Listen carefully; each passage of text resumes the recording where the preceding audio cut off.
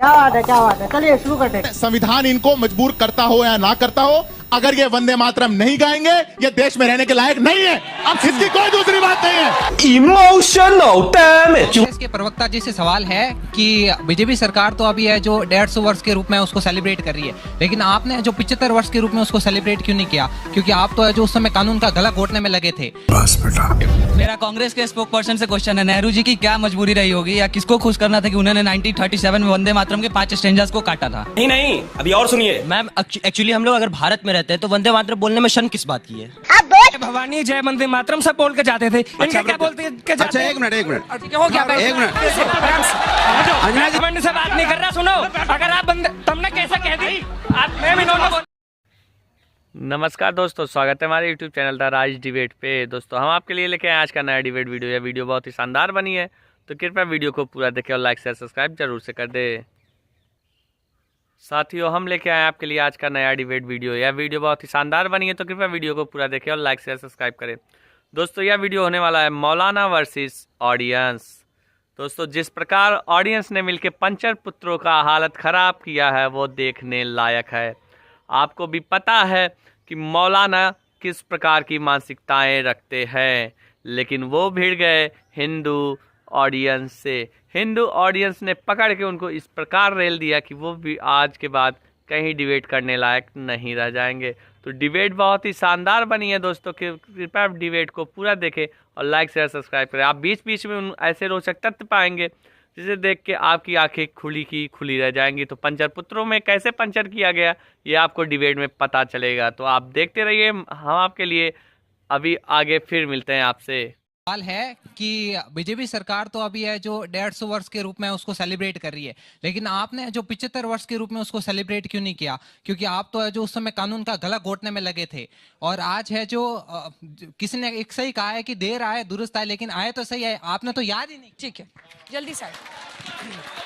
अरे राज्यसभा का पूछो जो जवाब। मेरा सर से सवाल है। सर ने कहा था कि जो है वंदे मातरम बोला जा सकता है नारे के तौर पे। आपको शायद पता होगा पुराने समय में भी जब राजा महाराजा युद्ध पे जाते थे तो नारे से पहले उनके अंदर जोश भरने के लिए गीत दिया जाता था। तो वंदे मातरम का गीत जोश भरने के लिए था, तो उसमें क्यों कटनी छटनी की गई? वो पूरा 6 स्टेंजा का गीत क्या जोश नहीं भर सकता था? मेरा कांग्रेस के स्पोक पर्सन से क्वेश्चन है, नेहरू जी की क्या मजबूरी रही होगी या किसको खुश करना था कि उन्होंने 1937 में वंदे मातरम के 5 स्टेंजास को काटा था? बहुत बढ़िया लिख के लाए हो, गूगल किए हो, क्या किए हो? मैम एक्चुअली हम लोग अगर भारत में रहते हैं तो वंदे मातरम बोलने में शर्म किस बात की है? बहुत बढ़िया। और मेरी क्वेश्चन है कि वंदे मातरम बोलने में क्या कोई धर्म विशेष को समस्या है? किसी को जवाब दे दो। करवा दिए यार देश का, और क्या?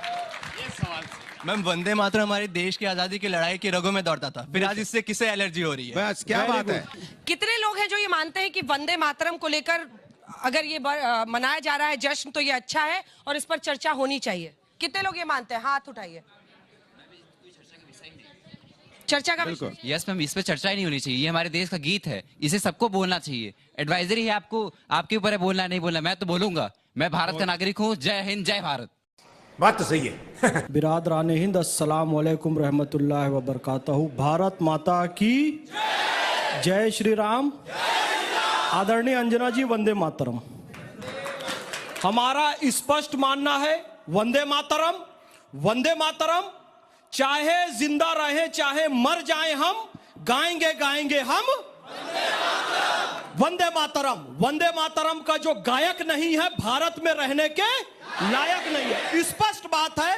आदरणीय अंजना जी, इस देश का विभाजन इस आधार पर हुआ था कि कुछ लोग वंदे मातरम नहीं गा सकते, कुछ लोग गौ माता का सम्मान नहीं कर सकते, कुछ लोग भारत माता के प्रति वफादार नहीं रह सकते, और ये कह के लिया गया कि हिंदुओं के साथ हम नहीं रह सकते। तो भाई अब जितनी गंदगी करना है ना तो उस वाले हिस्से में करो, पाकिस्तान वाले हिस्से में करो। आपने पहले देश को काटा, आपने पहले देश को काटा, उसके बाद हमारे प्रिय गीत वंदे मातरम में भी काट छांट की कितना सुंदर भाव है। तोमराई प्रतिमा गढ़ी मंदिरे मंदिरे, हे मां तेरी प्रतिमा मंदिर मंदिर में गड़ी हुई है। तुम ही दुर्गा 10 प्रहरण धारणी, कमला कमल दल विहारणी, वाणी विद्या दायनी। नमामि त्वाम नमामि कमलाम अमलाम अतुलाम सुजलाम सुफलाम मातरम वंदे। तो वो जो हमारा तुझे प्रणाम, तेरी प्रतिमा मंदिर मंदिर में गड़ी हुई है। तो कहां गड़ी हुई है? इसके पहले सुधांशु जी हमारे बड़े भैया ने यहां पर बताया कि माता वैष्णो देवी में मां की प्रतिमा है, माता कन्याकुमारी में मां की प्रतिमा है, उधर ढाकेश्वरी देवी में मां की प्रतिमा है, उधर हिंगलाज देवी में मां की प्रतिमा है, इधर विंध्यवासिनी में मां की प्रतिमा है, और गंगा माता में मां की प्रतिमा है, और गीता माता में मां की प्रतिमा है, और ये भारत माता में मां की प्रतिमा है। उस प्रतिमा वाले असली भाग को, जो हमारा मूल भाव था, हमारे आत्मा में भी भारत महात्मा है, तुष्टिकरण की राजनीति, हमारे आत्मा में भी भारत महात्मा है। सुन लो, को जो इफ्तार पार्टी दे देकर मेरे आत्मा में भारत महात्मा चाहते हैं, वंदे मातरम में आपत्ति करते हैं। मजा आया। तो ये मौलाना अंसार रजा साहब, मैं किसी के बीच में नहीं बोला, मैं इतनी अच्छी बात बोल रहा हूँ, बीच में बोल पड़े, दिक्कत यही है। अपने आत्मा में कभी खोजी भारत महात्मा? इनका नाम अंसार हो गया। वाह, मौलाना अंसार रजा साहब, क्या आप उनकी बातों से सहमत हैं जो वो कह रहे हैं?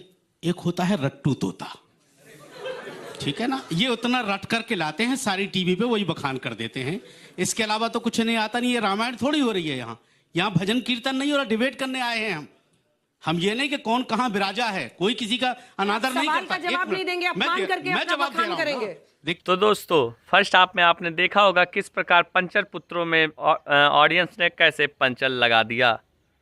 आपने देखा होगा किस प्रकार जब पंचर पुत्र हमारी धार्मिक, मानसिक और सभी चीज़ों के मजाक बना रहे थे, तभी ऑडियंस से एक लड़के ने खड़ा होकर उनको किस प्रकार पंचर किया।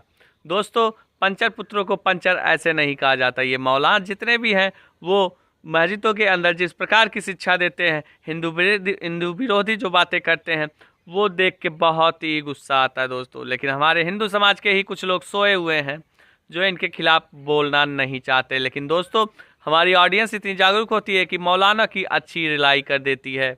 मौलाना ये अगर वीडियो देखेंगे तो उनको शर्म आने लगेगी कि किस प्रकार हिंदू के ऑडियंस ने मिलके उनको अच्छे से रेल दिया है। बहुत ही शानदार डिबेट बना है दोस्तों, तो डिबेट आप पूरा देखें। हम आपसे मिलते हैं अभी थोड़ी देर बाद। देखिए, इन्होंने एक बात कही और मैं कह रहा हूं कि सिद्धार्थ जी और फैज खान साहब इस बात का जवाब दे दें कि जो इन्होंने कहा है कि जो भारत, क्या कहा आपने, कि जो वंदे मातरम के का गायक नहीं वो भारत में रहने के, यही कहा ना आपने। राज्यसभा एक सेकंड, अमर रुको यार, फिलिस्तीन वाले गायक को नहीं रहने देंगे, वंदे मातरम वाला गायक ही पूरी बात सुनो। तो आपने कहा कि जो वंदे मातरम का गायक नहीं है वो भारत के रहने के लायक नहीं। भारत सरकार ने राज्यसभा टीवी पर ऐलान किया है कि राज्यसभा में नहीं गाया जाएगा वंदे मातरम। बोलो, आप बोलो, क्या निकालो भारत सरकार, सुनो बकवास अभी क्या बोला? अभी 25 नवंबर को, अभी 25 नवंबर को संसद भवन के अंदर वंदे मातरम गाया गया। सुन लिया? क्या अभी 25 नवंबर को गाया गया? क्या हुआ? क्या बोला? क्या राजसभा टीवी बोला गया? गाया गया और गाया जाएगा। हो गए। यही नहीं, अभी और सुनिए। वंदे मातरम हमारे देश का राष्ट्रीय गीत है। संविधान इनको मजबूर करता हो या ना करता हो, अगर ये वंदे मातरम नहीं गाएंगे ये देश में रहने के लायक नहीं है। अब इसकी कोई दूसरी बात नहीं है। आप सुनिए, मैं वंदे मातरम नहीं गाऊंगा। अंजना जी, निकालो मुझे, किसको करेंगे? किसकी हिम्मत है? नहीं गाऊंगा, नहीं गाऊंगा। तेवर देख लो, तेवर देख लो। निकालो देश से बाहर। अगर भाजपा के अंदर ताकत है तो निकाले मुझे देश से बाहर। मैं मौलाना कह रहे, मैं वंदे मातरम नहीं गाऊंगा, देश से निकाल के बताओ। साले का खोपड़ी तोड़ साले। दोहराता हूं, छोटा जवाब। मैं बिल्कुल छोटा जवाब दे रहा हूं और मैं फिर दोहराता हूं, और मैं देश के नागरिक के नाते कह रहा हूं, आपको मेरे को गलत कहना है मुझे गलत कहिए, आपको मेरे को सजा देनी है मुझे सजा दीजिए, आपको मुझे जेल में डालना है मुझे जेल में डालिए, पर इस देश के जिस नारे की गूंज के लेकर के देश के स्वतंत्रता संग्राम में शहीद होने वाले हमारे सेनानियों ने अपनी जान दी है, अगर उसको कोई आज के समय में नहीं गाएगा, मेरे लिए वो इस देश में रहने के लायक नहीं है। इसमें कोई दो राय नहीं है। ये हमारा, ये भाजपा कांग्रेस का विषय नहीं है, ये हिंदू मुसलमान का विषय नहीं है, ये बीजेपी और मोदी का विषय नहीं है, ये देश का विषय। सवाल इस बात का है कि किसी ने यहाँ पे पाकिस्तान का नाम नहीं लिया, किसी ने पाकिस्तान का नाम लिया है तो उसने लिया है। हाँ क्यों लिया है? सुनिए क्योंकि तुम लोगों ने बीच में देश नहीं का बोला। विभाजन रुको एक किया है। बार, रुको भाई, और मैं बोलूंगा। रुको, नहीं चुप, अंजना जी चुप कराइए, मैं इनसे ज्यादा बोल सकता हूँ। ये क्या बात हुई? अरे चुप रहो भाई, नाटक मत करो, चुप हो जाओ, मैं आपके बीच में नहीं बोला।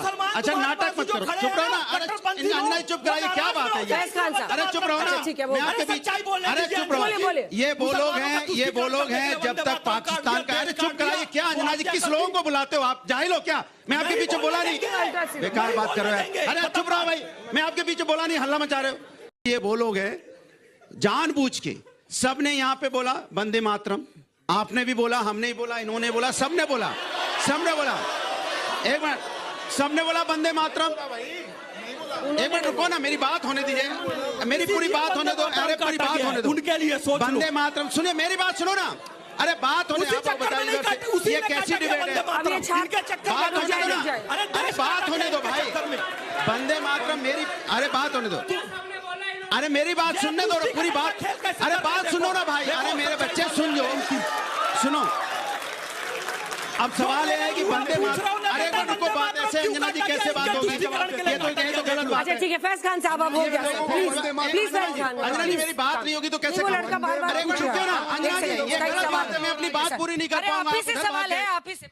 मैं ये कह रहा हूँ, हमारी पार्टी जो है, हमारे सबने, इन्होंने भी बोला, उन्होंने भी बोला, और इनकी पार्टी के इन दोनों लोगों ने बोला वंदे मातरम, इन्होंने क्यों नहीं बोला? अच्छा अब सुन लो ना, अब हो गया। अच्छा अब हो गया ना, अब बात पूरी होने दो। जगह पे जाइए, जगह पे जाइए। बात, अरे चुप कराइए ऐसे। अब हो गया, चुप हो जाओ, बैठो ना, बैठ जाओ। अरे बच्चे बैठो आराम से, देखिए सब आराम से, ठंडा। अरे सवाल पूछे भाई, क्या डिबेट? जब हमारे पुरखा युद्ध लड़ने जाते थे, हमारे जितने भी बड़े बुजुर्ग हैं, वो जय भवानी, जय वंदे मातरम सब बोल के जाते थे। इनके क्या बोलते के जाते? अच्छा एक मिनट, हो गया, एक मिनट अंजना जी, आप मोहब्बत से बात करो, घमंड से नहीं। पहली बात, एक मिनट सुनो, सुनो, बैठो। अरे आराम से, आराम से। मैं घमंड से बात नहीं कर रहा। सुनो, अगर आप बंदे, तुमने कैसे कह दी? मैं भी, इन्होंने बोला, सुनो, मैं जवाब देता हूं तुमको। इन्होंने बर्दाश्त नहीं करता किसी का, बैठ जाओ। ये ऐसे खड़े हुए, इन्होंने बोला, नहीं बोलूंगा, जिसमें दम है मुझे निकाल के दिखाओ देश से बाहर। अगर ये वंदे मातरम ना बोलेंगे तो हमारा अधिकार है इन्हें देश से बाहर निकालने का। हाँ चलो ठीक है, निकाल देना। अब सुनो, नहीं, अब I will not allow this। साल हो गया मुझे टीवी की दुनिया में, मैंने अपने देश के खातिर हमेशा खड़ा रहा हूं, लेकिन फैज साहब आपसे हाथ जोड़ के गुजारिश है, बिल्कुल, आप बेशक देशभक्त हैं, इसमें कोई शक नहीं। कहां देशभक्त? लड़ाई लड़ा रहे हैं बीच में। देशभक्ति पर आपकी कोई शक नहीं, लेकिन खुदा के वास्ते इस मुल्क के लोगों को अपनी छोटी सी टीआरपी के लिए मत भड़काइए लोगों को, खुदा के वास्ते। मैं नहीं चाहता हमारे हिंदू मुस्लिम भाइयों में किसी भी तरीके की बात नहीं है। इसके बाद मौका दूंगा। अपने देश के हक में बोलना, आतंकवाद के खिलाफ में बोलना, वंदे मातरम के पक्ष में बोलना, क्या ये केवल टीआरपी है कि मेरे दिल की आवाज है? और सुनो, अगर ये दिल की आवाज है और दिल की आवाज कहने से मोहम्मद फैज खान को टीआरपी मिलती है, वंदे मातरम कहने से टीआरपी मिलती है, तो फिर तो मैं और वंदे मातरम बोलूंगा। मिलनी भी चाहिए। अच्छा ये बताओ, टीआरपी किसको मिलनी चाहिए? जो वंदे मातरम बोले उसको टीआरपी मिलनी चाहिए, या जो भारत माता को अपशब्द कहे उसको टीआरपी मिलनी चाहिए? जो वंदे मातरम बोले उसको टीआरपी मिलनी चाहिए। तो हमारे देश का युवा टीआरपी देगा। और एक बात कह रहा हूं, जब मैं टीवी चैनल पे नहीं आता था ना, 2.5 साल की उम्र का था, सरस्वती शिशु मंदिर में गया था, कहानी 2.5 साल की उम्र से वंदे मातरम बोल रहा हूं। जब बीजेपी की सरकार नहीं थी, जब बीजेपी की स्थापना नहीं हुई थी, इनकी तब कथा से सुनाने के लिए मोहम्मद फैज खान वंदे मातरम बोल रहा है, और मरते दम तक, चाहे जिंदा रहे चाहे मर जाए, हम गाएंगे हम वंदे मातरम, हम बोलते रहेंगे। टीआरपी का चक्कर तुम्हारा अभी का है। सो दोस्तों, आपने वीडियो पूरा देखा होगा और वीडियो देख के आपको काफ़ी मज़ा भी आया होगा। जिस प्रकार पंचर पुत्रों के शरीर में हिंदुओं ने पंचर लगाया है, दोस्तों आपने देखा होगा मौलाना का किस प्रकार बखिया उधेरा है। आपने ये भी देखा होगा कि ऑडियंस द्वारा कितने अच्छे अच्छे फैक्ट बोले गए, कितने अच्छे अच्छे क्वेश्चंस किए गए, जिसमें पंचर पुत्र फंसते नजर आए। आपको पता होगा मैं मौलाना को ही पंचर पुत्र कह रहा हूँ। दोस्तों बहुत ही कमाल की बात तो ये है कि हमारे ही देश के कुछ लोग मिलके पंचर पुत्रों के साथ हमारे ही धर्म को बदनाम करने की कोशिश कर रहे हैं। लेकिन दोस्तों हमें बदनाम नहीं होना है, हमें सनातन को झुकने नहीं देना है। सनातन के लिए हम अगर सर कटाना पड़े तो हम सर भी कटा सकते हैं। तो दोस्तों हम आपके लिए ऐसे ही शानदार वीडियो लाते रहेंगे, तो कृपया आप वीडियो को पूरा देखें। हम मिलते हैं आपसे किसी और वीडियो में, तब तक के लिए जय श्री राम, वंदे मातरम।